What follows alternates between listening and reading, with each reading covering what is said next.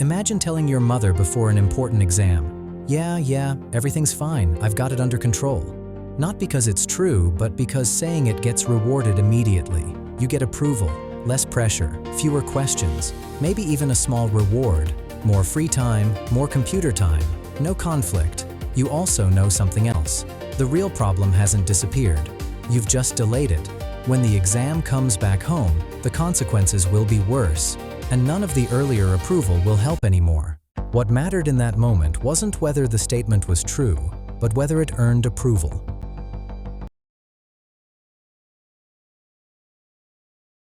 The cost arrives later, when the reward is already gone. This logic isn't human. Humans evaluate actions in context. We think about intentions, responsibility, and consequences. We ask whether something was true, and what might happen if it isn't. Systems don't do that. They don't see meaning or consequences. They only see signals, and that's what this diagram shows. Positive feedback arrives early. It's frequent, clear, and directly connected to the response. Negative feedback arrives later, often disconnected, often too vague to trace back to a specific decision.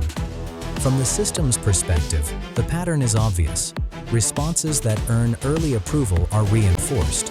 Corrections that arrive later are weak signals, not because they're wrong, but because they're late. Over time, optimization shifts, not toward what is true, but toward what reliably earns approval. This isn't deception. It's what happens when learning is driven by feedback timing, not understanding.